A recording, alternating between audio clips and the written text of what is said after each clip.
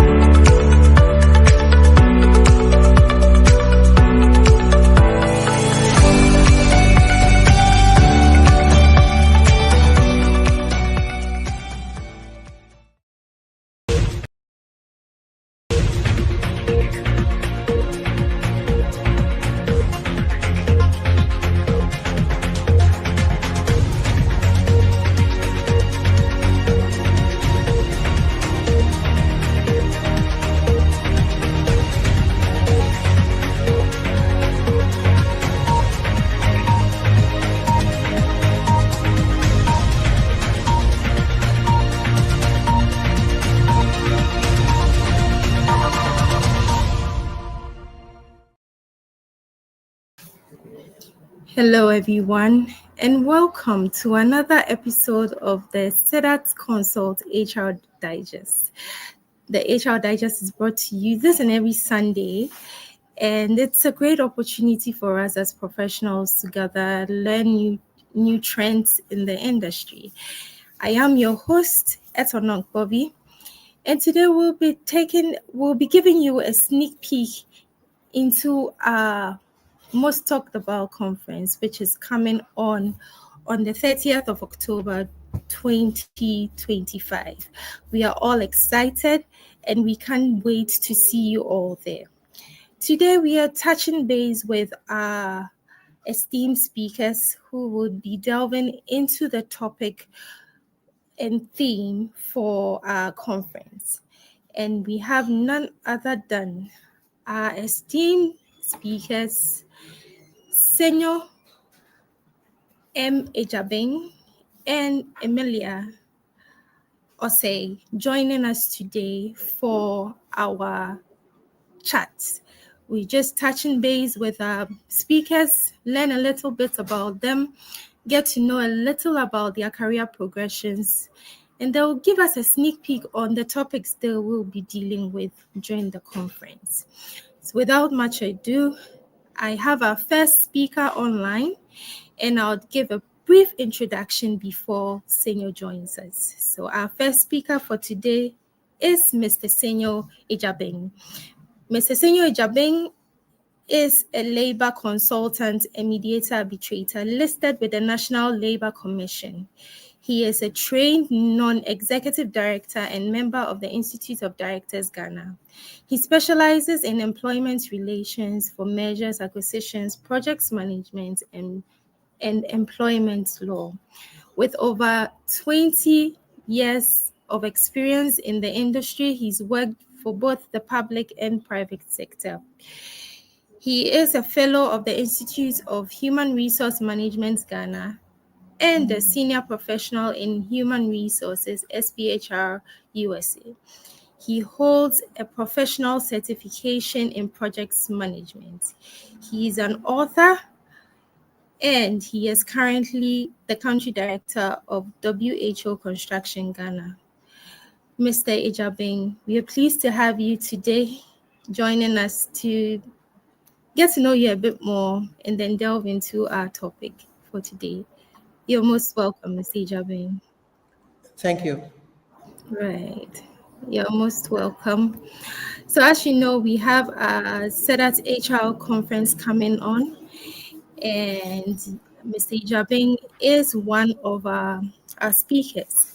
But before we get into the conference, Mr. Ijabing, we are curious to know, you've had quite an impactful career, and in the space of HR, you really carved a great career for yourself. For some of us who watch you from afar, we are really inspired. And I keep telling myself when I grow up to be like you. So I'm curious to know, how did the whole journey start from you? If you can throw some light on how your journey started and how you've made it this far in the career that you find yourself in. Well, thank you, Etonam. Good evening to you and also to all those who have joined us. My career has been extremely interesting. And I always say that I came to HR accidentally, but I don't think accidentally would really qualify for what actually occurred. But maybe when I take all our viewers through, maybe. So I'm a trained engineer. I read minerals processing engineering.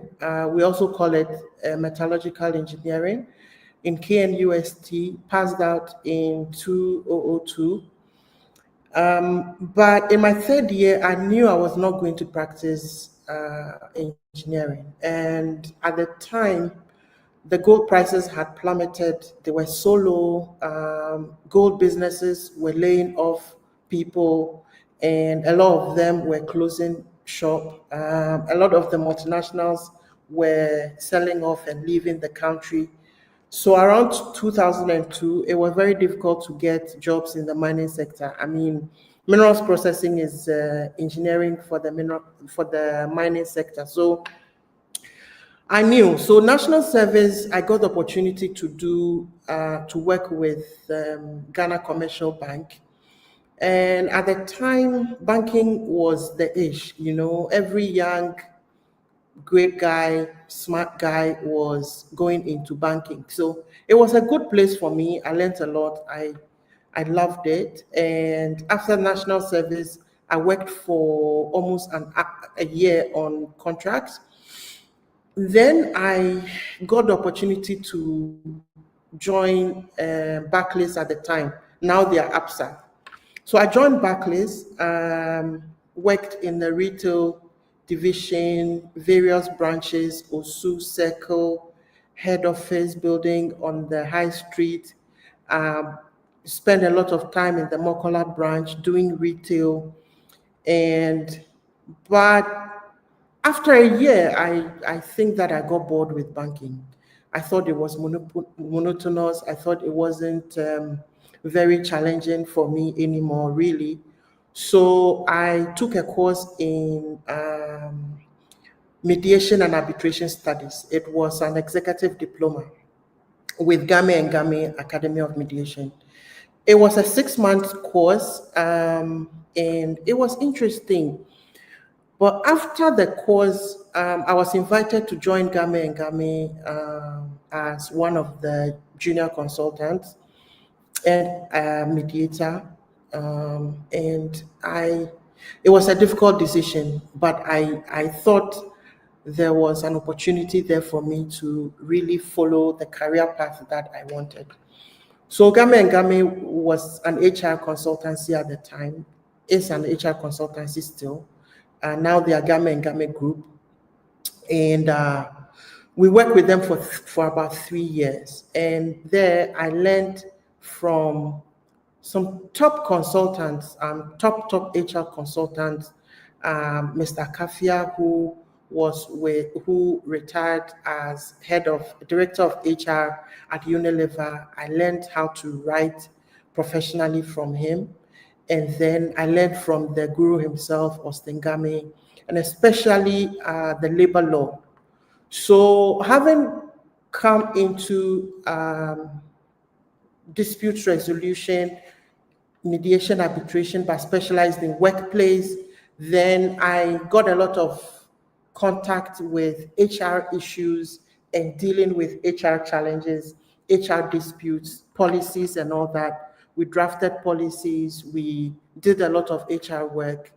And by 2011, I thought I should just branch into HR as a proper profession rather than the dispute resolution. So that is how I ended up in HR. So between 2008 and let's say 2014, I worked as my personal consultant for my own firm. And we did a lot of work, Total, Ghana, MTN, a number of the corporates we worked for.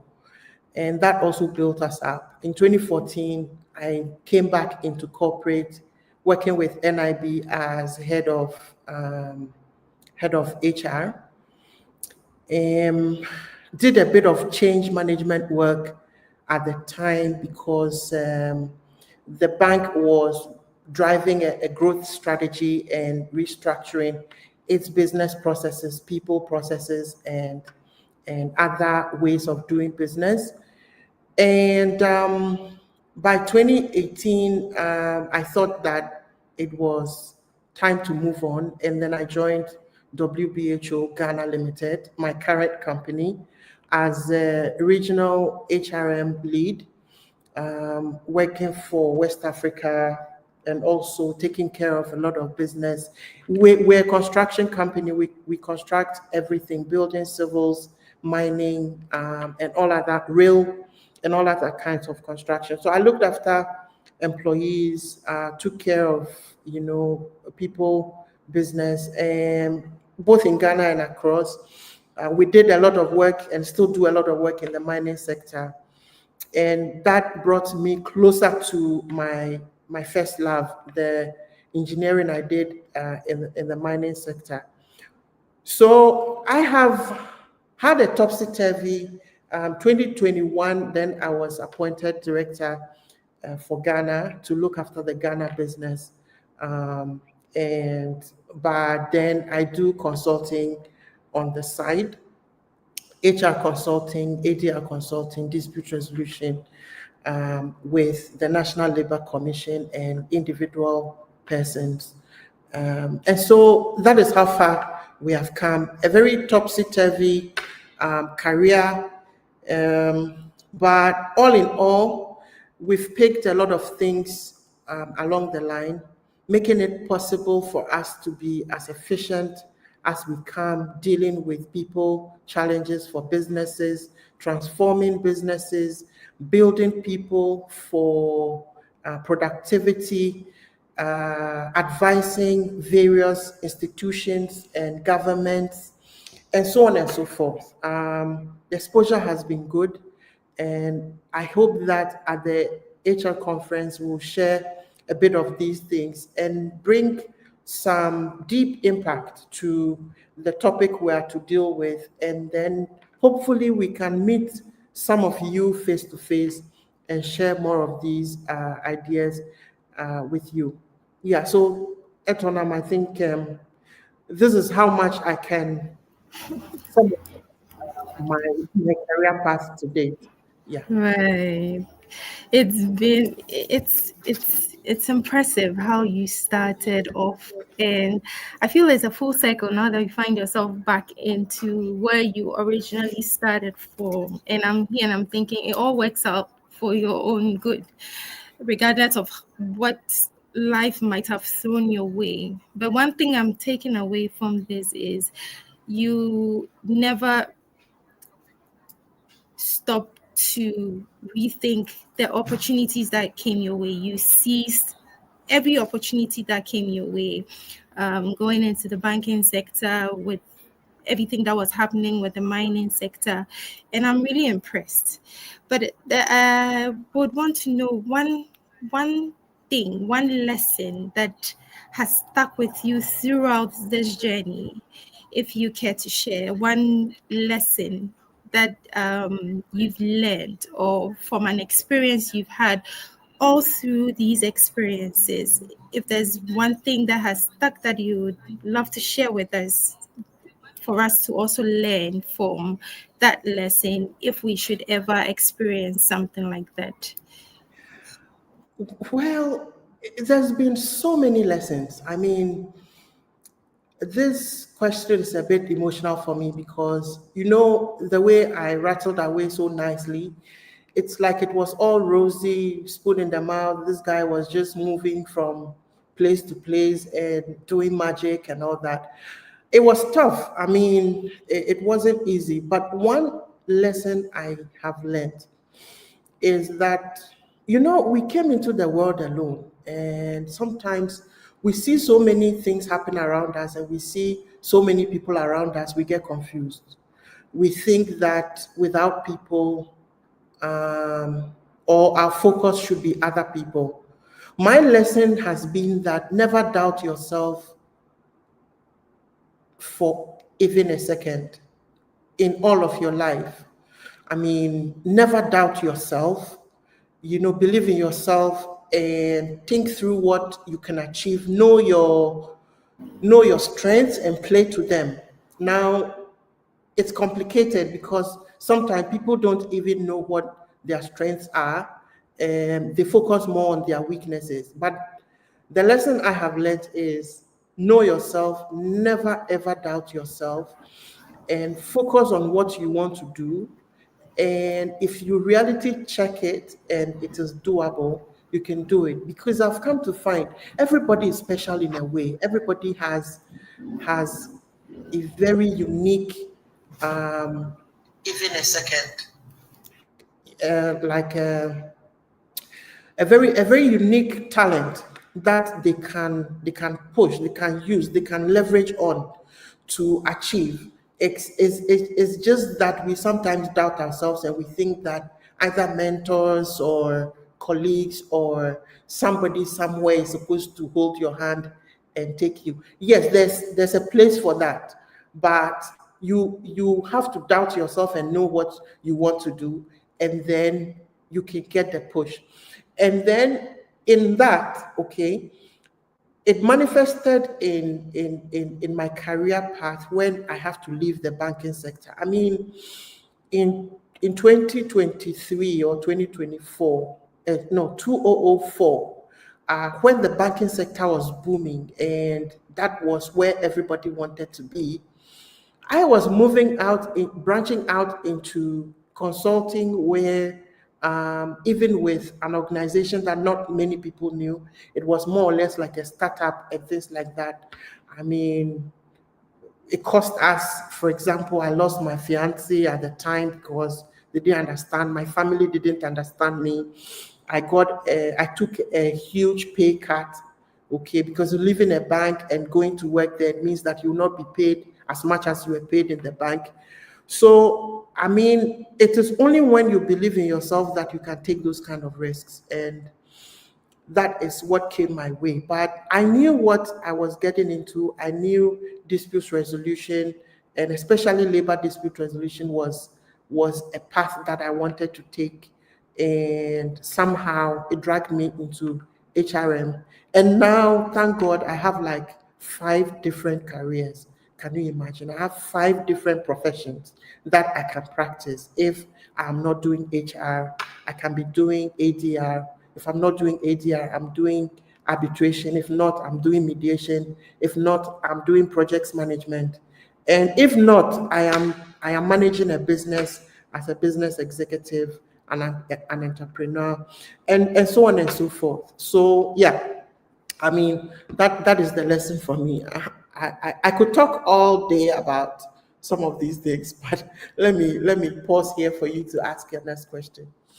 Yeah. Okay, so I'm excited, and the lesson you have given to us today, it's so impactful, because you can never do anything if you don't believe in yourself. And that's one important life lesson we all have to take, and believe in ourselves. Yes, every time you want to take a step forward, the doubts will be there. You would really be thinking about it. But once you believe in yourself, you would be able to move on, take the risk.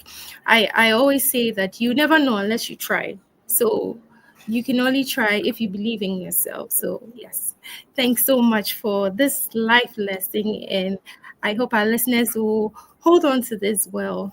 It's not easy, it's tough out there, but believe in yourself and you can do it. Thank you, Senor, for sharing this life lesson with us. Before we go on, we've been joined by our second speaker, Madame Emilia Osei, and I would want to add her on to the call now so we can have a conversation with her as well. You're welcome, Madame Emilia, to the SEDAT HR Thank Digest. you. Thank you. You're most welcome. So, you're welcome. We're just having a conversation, trying to get to know our speakers for the HR, the SEDAT HR conference that will be held later this month. And we've been engaging with Mr. Senyo Ejabeng, and we have Madame Emilia Osei with us here. So, Madame Emilia, if we can delve right into it. We would love to know a little bit about you, what your journey has been in the HR space, and any significant lessons from your experience that you would love to share with us. We would be grateful to hear from you before we go on with our session for today.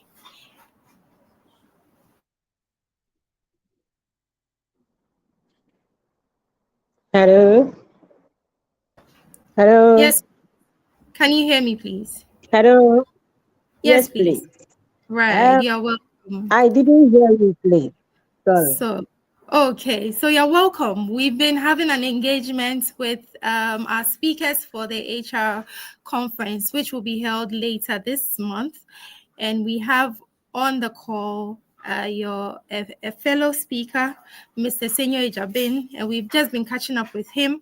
And we'd love to catch up with you before we continue with our session. Just touch base with us on how your career has been in the HR field. If there are any valuable lessons you would love to share with us, we would love to hear from you. Then we go on with our session for today. Okay. Good evening, and to everyone who is on the line listening. I started with Anglo Gold Ashanti right after University of Cape Coast, when I completed my first degree, Bachelor of Management Studies. So I was posted to Anglo Gold Ashanti Obuasi Mine, where I had my national service with the HR department. And then after the service, fortunately, I was employed as project administrator.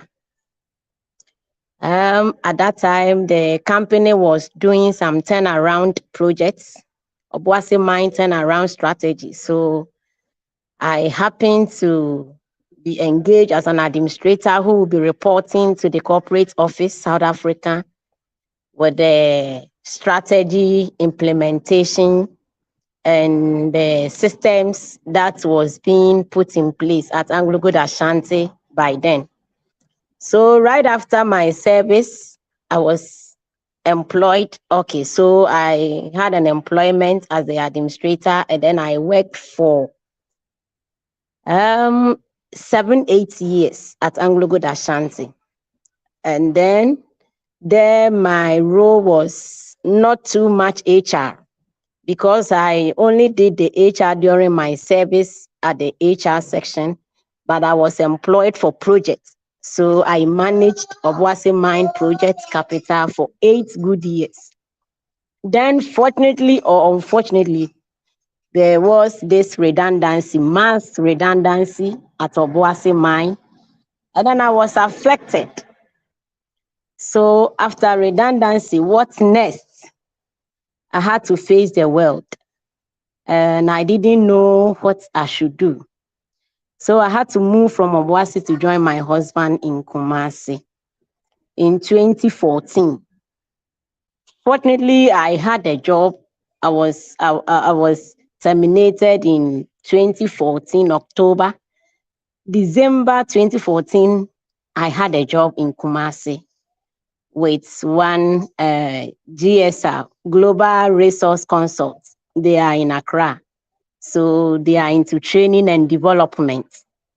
I did that for a year, training and developing employees. We were just getting contracts, and I was the site HR. So I had to develop policies and other things. After that, the contract ended, and then I had to come back home. After 2 years, I had another opportunity as HR and admin manager. But then I had started with the HR profession program. So I did the HR profession program at the Chartered Institute of Human Resource Practitioners in Ghana, Kumasi chapter. But then when I joined the program, I didn't do HR, I did management. So, and the Anglo Go to, it wasn't all that HR. So when I came to do the HR, the students, or many of them, had already completed the program. But then the stories that you hear is only one person who had completed or who had passed legal, who had passed HRDP, who has passed this. So it's like, then how am I going to pass this also? So God being so good, I was able to pass. But I was able to also help other students who were doing the program. And based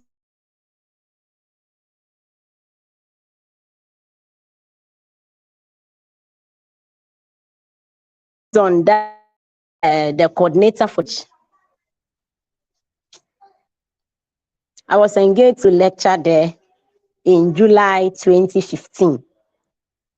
And I told the coordinator that idea that only one person has passed this, only one person has passed since the institute started, I'm going to break that record, because when I went for the graduation in Accra, the people who were passing out were in their numbers, but Kumasi, you wouldn't get that numbers. So I worked with the coordinator, and then I came out with a strategy where when the students are going to write exams, I would just volunteer to do tutorials for them, and then ensure that at least half of the students will pass all the 5 papers that they will be writing. I started this initiative and it worked marvelously. And most students were passing. And then I will say that I had the exposure at the HR center. So I met a lot of students, and our students, most of them too are managers, HR managers. So most of them were reaching out to me. They will call for advice. They will call when they meet any situations in the offices that they need help. They will call. And then I started lecturing because I was a bit free. So, and the company that I was working for was also not paying me much. So I had to do other extra work. So I started lecturing at Garden City University as well as Christ Apostolic University. I was handling HR and then management. So I did that for some time. And then I had to come to Kumasi City Market Limited, KJTR Dubai, when they started the market. I had to join it as the head of HR from September 2019. I had employment at that place. So I set up the system, everything. And then that's it, because the work there, I started the organization. So I did a lot of work to set up all the departments, to employ people to do the work. And I have managed that role till now. So I must say that the experience at the HR center had really helped me. When I was coming out from Anglo Good Ashanti, I didn't know what I was going to do. But one lady called me from Anglo Good. She also came to do the program. The funny thing is that when I completed my service, she was like training me at Anglo Good Ashanti. But she also came to do the program, and I was a lecturer. And then she called and said, "Hey, Emilia, God has been faithful. So you had all this in you, and you were just sitting at Anglo Good Ashanti. Wow." HR has really helped me. The HR center had really helped me. My field or my work as an HR consultant, as an HR lecturer, I've learned a lot, and I have met people, I have helped people. People reach out to me every day, every day. And so it has really helped me. I know a lot of people like managers, HR managers, HR administrators. We meet, we talk every day, every day. Though it has not been easy, but I must say I'm happy, I'm glad of the experience, the exposure that I have gotten. I can always stand every platform, everywhere, every institution, and then say that I'm HR practitioner. Yes, I'm HR professional. When it has to do with HR, I think I know my work as HR. Yes, the few that I can share for now, please. Okay, we are glad you could share your life lessons, and it's impressive to note that you've had a wealth of experiences, and the cocktail of events you've gone through is what has shaped you, or the experiences that have shaped you to be the professional that you are now. So I it would impress on our viewers who are starting their journey in this field to not give up. And just as Senyo mentioned earlier, believe in yourself. Life will throw a lot of things your way. You would face a lot of curves on this journey, but once you stay focused on the goal, you're going to make it as the professionals that we have on here. Thank you, Madam Emilia, for sharing your journey on the HR path with us. Right. You're So now welcome. we'll delve into the conference proper, and we'll zero in on a theme for this year's conference: HR for sustainable growth, aligning strategy with business success.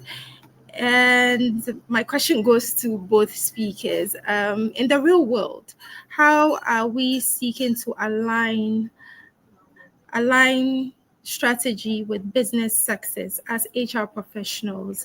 How are we going to navigate through everything that the new trends are bringing our way as HR professionals?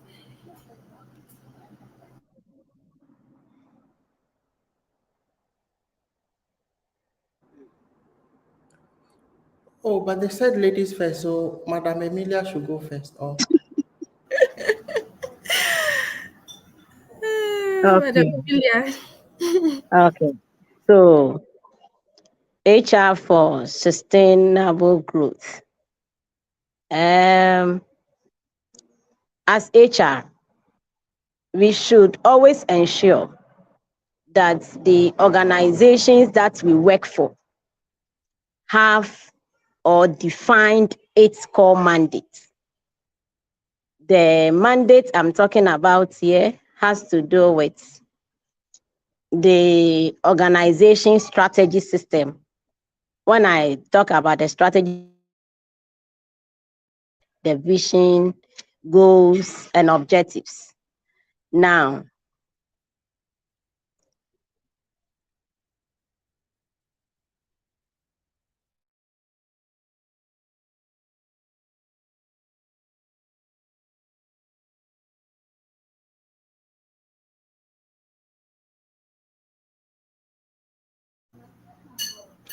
sorry, I think that the line was breaking. So I'm talking about the organization being able to define its core mandate. That is, its roles, goals, and objectives. Let's talk about the vision, mission, values, and then let's say its technology. Now, if the company is able to define the strategy system and ensure that the employees also know and understand the values, the goals and objectives, the vision of the organization, it helps the employees to understand how their department or their own contribution,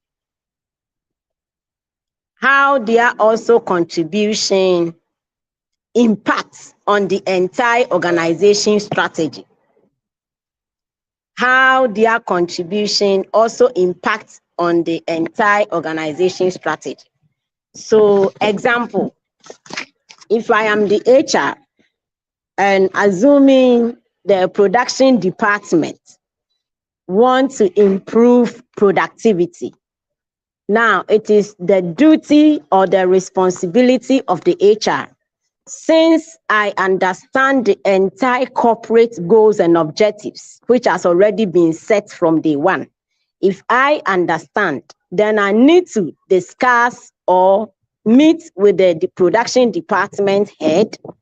Now, I need to ensure or understand what he wants to achieve. Now, he wants to improve on productivity. So the HR activities or the HR interventions that I will design, I need to factor it in. I need to ensure that I will tailor it to help the production manager to be able to improve the productivity. Now, assuming there's lack of team spirit, the team or the production team, the production members or the team that he has in place is not working cordially, or maybe the relationship between them or the teamwork is not working.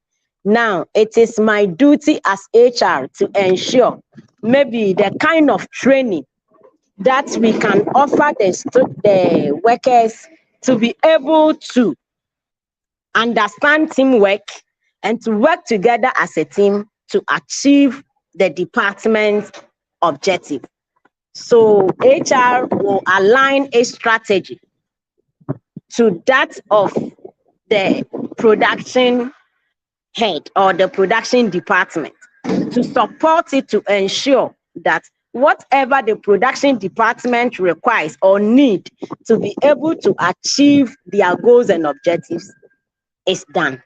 So the HR activities or the HR intervention is directed to support departmental plans or departmental strategy so that what they have planned, they will be able to achieve. So when we say HR strategy or the department strategy should all be in line with the corporate strategy. This is the few that I can share for now. Maybe my brother will come in and then I will also come again.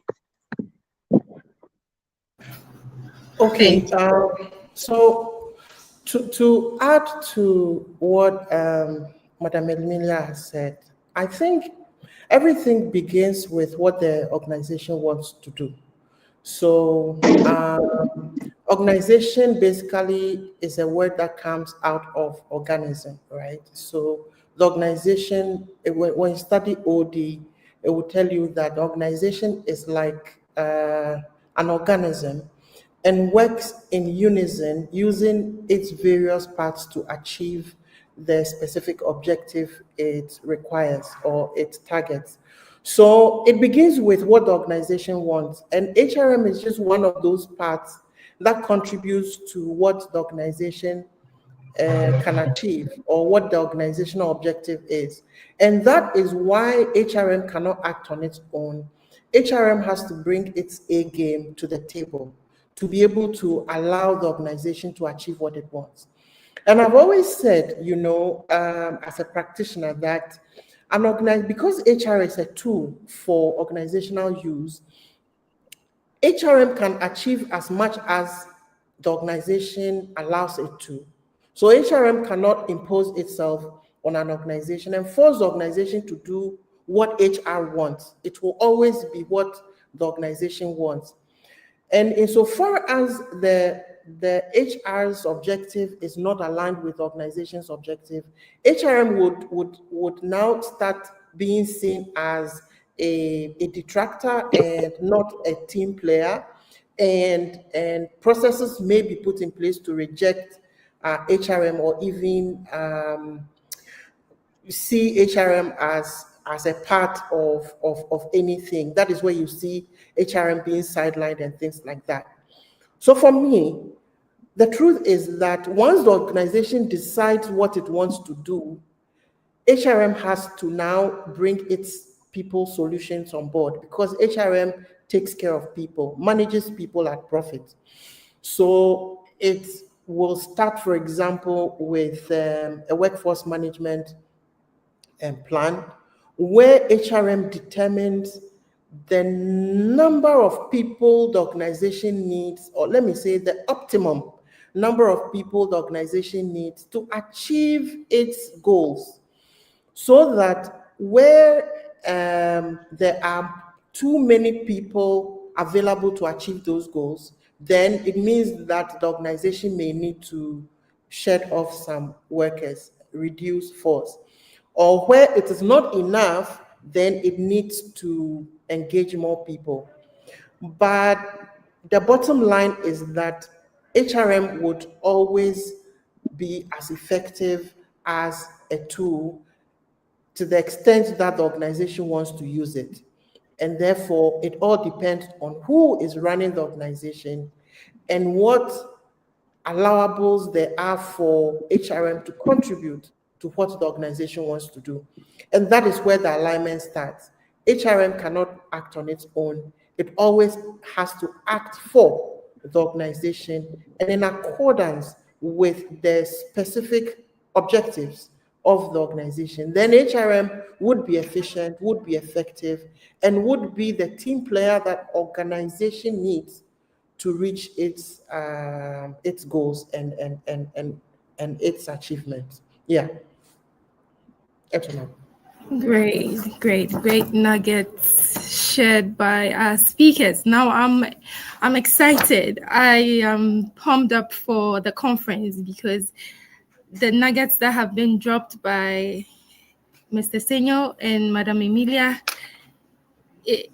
have been great, and we're looking forward to learning more about how HRM can align with sustainable growth. Right. Before we go on, we would love to connect with our viewers and listeners who have joined us on our various streaming platforms.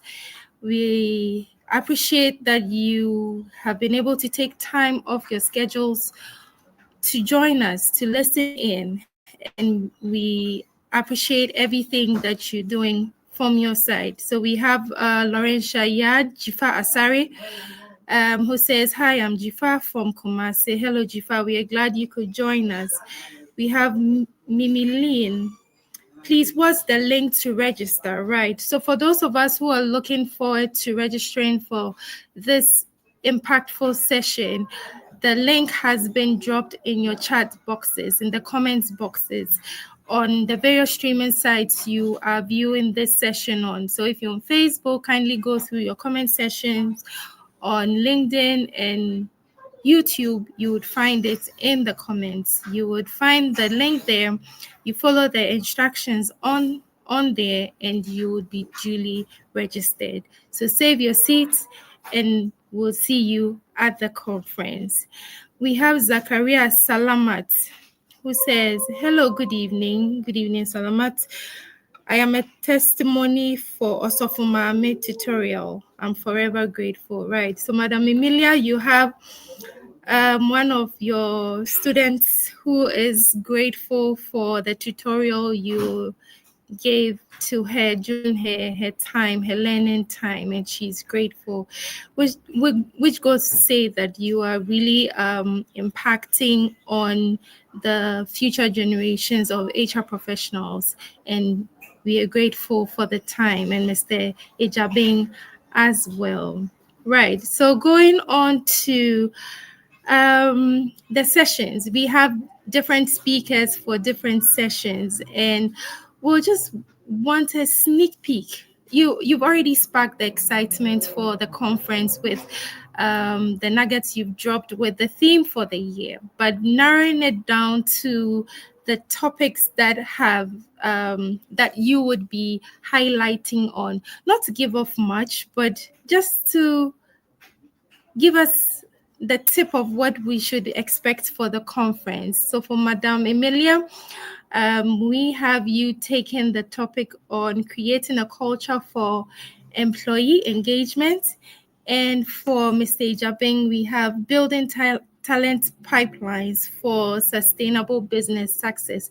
If we can just hear a little bit on the topics, what to expect. Are there any myths in there? Are there any any subject points to look out for during the conference, touching base on these topics? Would love to hear from you. Mr. Ejabing, would love to hear from you. Madam Emilia. Okay. So my topic is building talent pipelines for call it successful business. So in the topic is success. So it's sustainable business success. So there is business success, there is sustainability, and there is talent pipelines. And on the day, I'm going to take these three apart and indicate, for example, what business success means. Okay. Sometimes when we talk about business success, we're only looking at profit.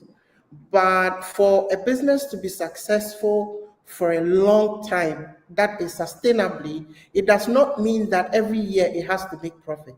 So there are up times and low times, and we need to understand what exactly constitutes business success so that we are not focused on the wrong factors of success, but we look at the long-term factors of success or business success. And for a business to be successful year to year, decade to decade, and centuries, it needs to be sustainable. And for a business to be sustainable, then, of course, we have the principles of sustainability, but I would delve more into business risk that makes organizations not sustainable. And one of those risks we'll look at is HR risk. And the risks that people bring to organizations that destroys those organizations, we'll look at. And then finally, building, when we have been able to establish all these, then we can now look at how we can build people and build a pipeline.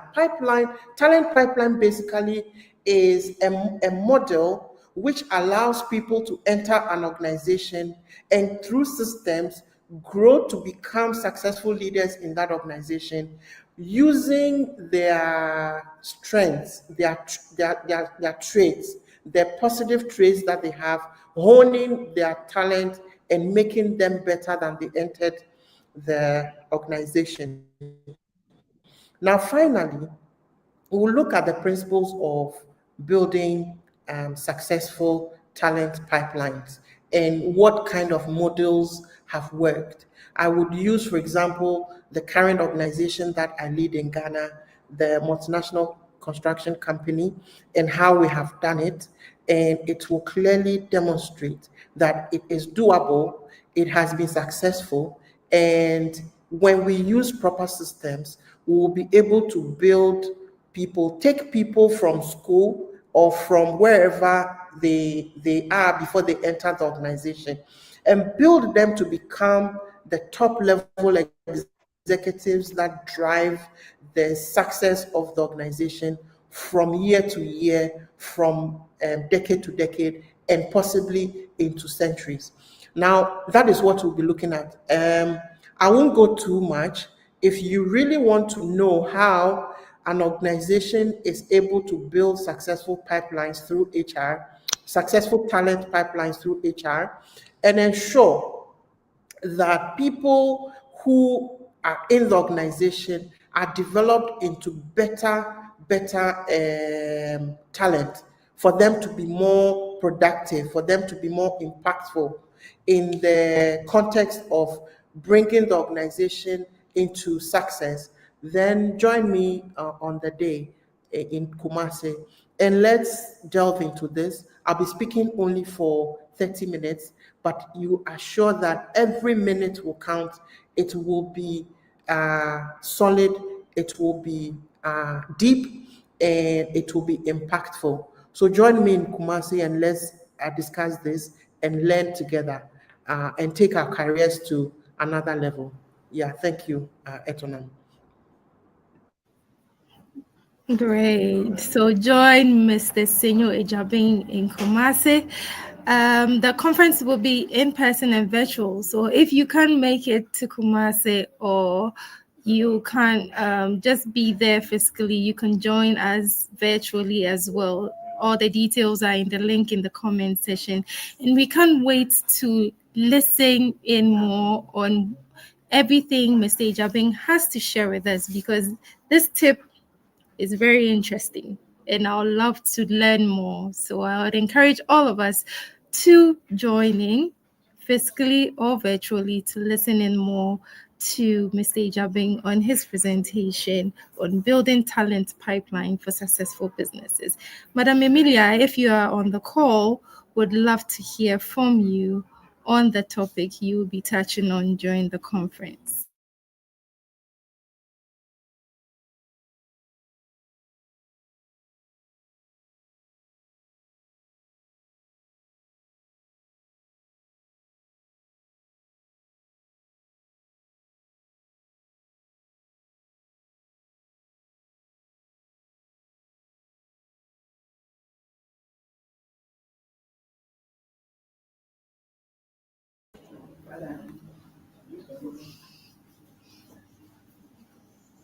Okay, so I believe Madam Emilia is encountering some challenges, but she would be speaking on the topic, creating a culture for employee engagement.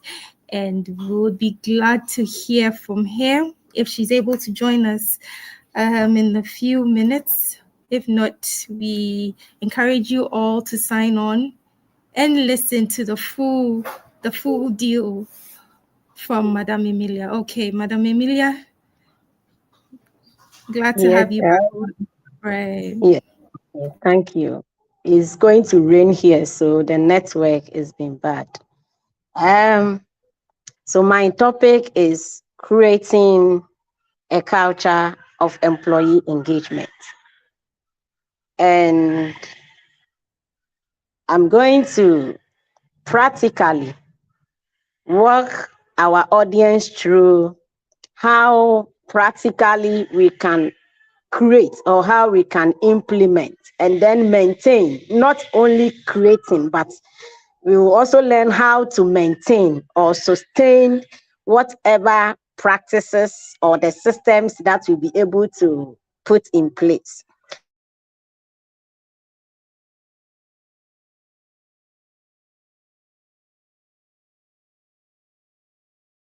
To punish our employees. Let's take, for instance, if my worker is misbehaving or is displaying an unacceptable attitude, instead of me to bring the person on board, I try to neglect the person, help her to disconnect so that it's like she's not part of the organization. And then through that, she can resign or leave the organization. And so it's better, HR people, we use this platform to educate us, to understand and to know the need or the importance of employee engagement.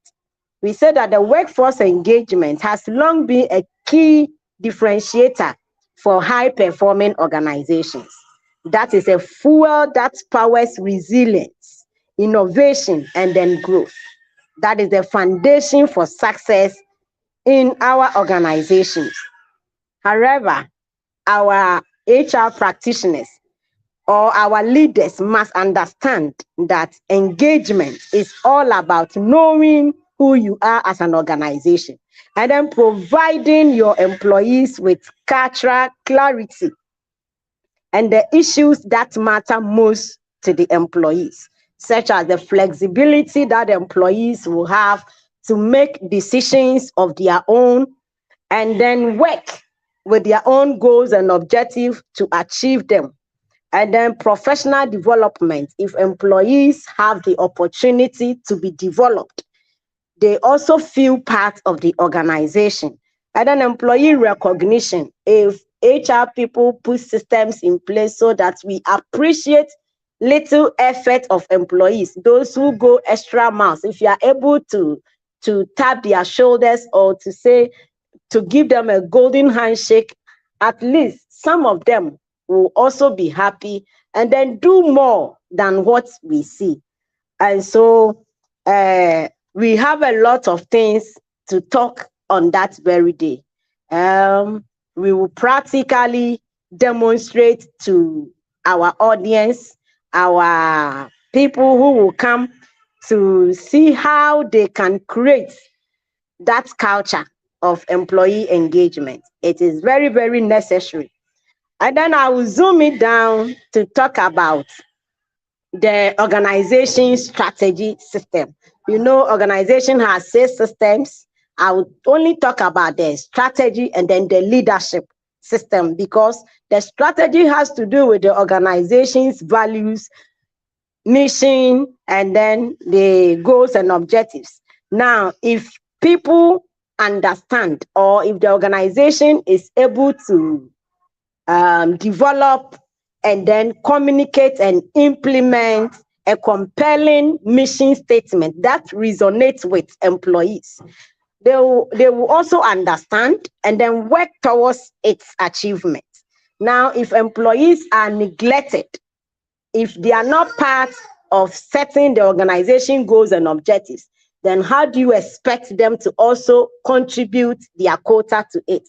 How do you understand them or want them to feel part of the organization or own whatever is going on in the organization?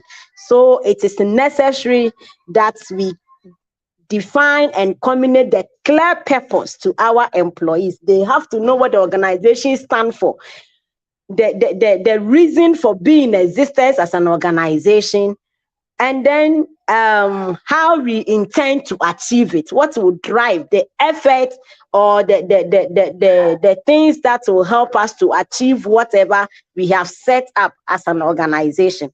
And then we will also see how we can foster a positive work environment, how people can feel valued, respect, and then how the organization will welcome feedback, and then transparency when it comes to dealing with the employees. We talk about empower employees as well when they'll be given their needed resources and then other things that they need to work, and then recognition, how we will recognize efforts of employees. All this we'll discuss within the 30 minutes, and then at 5 minutes will be allowed for employees to ask, or people, our audience, to ask for their questions, and then clarity or answers will be provided. I'm expecting all my HR professionals, especially those at the Chartered Institute of Human Resource Practitioners in Ghana, Kumasi chapter, and all HR managers in Kumasi and beyond, all business executives to come on that very day. And together, we will create and maintain a culture of employee engagement to help our organizations to grow. Now, why are we going to do all this? Now, at the end of the day, we want our employees to be motivated, to be productive. We say that motivated employees are productive employees. If employees have the morale to work, they are highly motivated, and then they go extra miles. They contribute to the organization's success. And then at the long run, the company's profitability is assured, and then the company's sustainability is also assured. Then we sum it up to see how we will maintain the follow-up systems that we will also put in place to ensure that these systems that we have created will last and will not be one day wonder. And so we are going to have a very wonderful section on that very day. And I want all people to come to Golden Bean Hotel on the 30th of this month to join us to explore the practical ways to create and maintain culture of employee engagement. Thank you.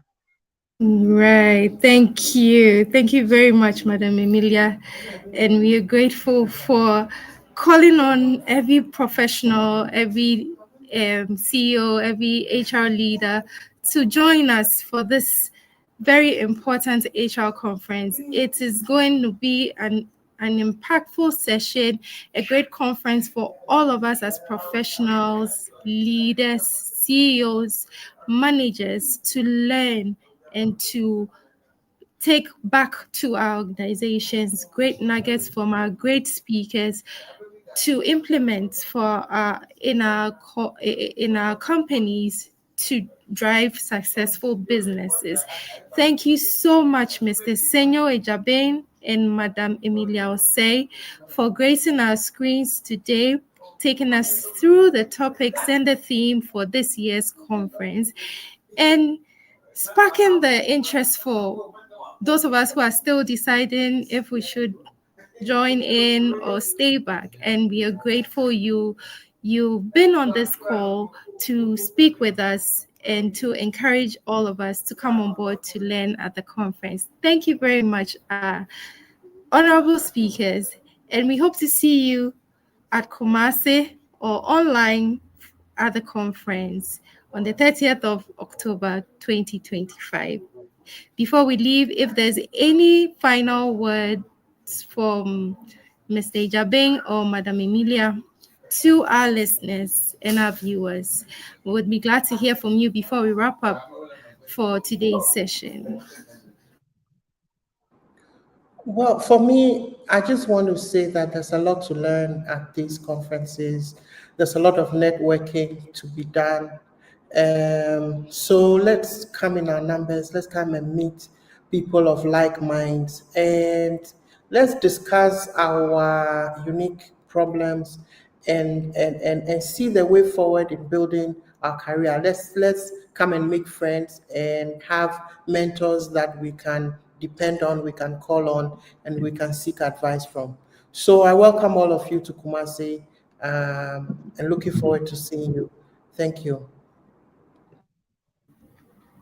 Thank you. Okay. So the little that I can also say is that this is a big platform for all HR professionals and business executives to come together and then share our experiences. Some of the questions that bothers HR people might not even relate to these topics that we are going to discuss, but I'm sure we are available to answer some of the questions. The situations that we find it difficult to solve in our organizations. I believe when we come together at Golden Bean, we can bring such questions for solutions as top HR people are going to gather.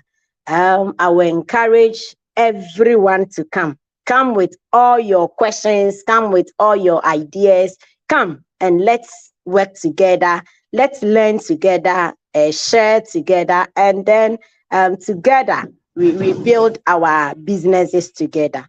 Thank you very much. Thank you, Madam Emilia. Come, let's share together, learn together, pull ideas together, and go back and build successful businesses for our partners and the country as a whole, because together we are building the nation's business. Thank you very much, Mr. Ijabeng. Thank you very much, Madam Emilia. We are grateful, and we'll see you at the conference in Kumasi. Thank you all for tuning in. Before we go, we have Mr. Michael Kisi joining us from Cape Coast. Mr. Michael Kisi, we are grateful you could join us. And to all of you who joined us but couldn't connect with us, we are grateful you could find time to join us for today's session. So until next week, when we come your way with another episode of the HR Digest, we are grateful. Have a great week. Let's go out there and be great HR professionals. Thank you very much.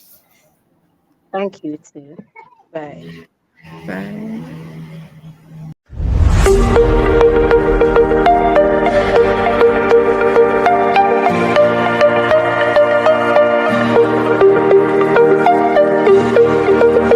We are so excited to have you join us. SEDAT HR Conference is going to be a transformative experience. We'll have various speakers who will be sharing on various topics to ensure that we bridge the gap, creating a workplace where everyone feels heard, valued, and supported. See you at the conference hall.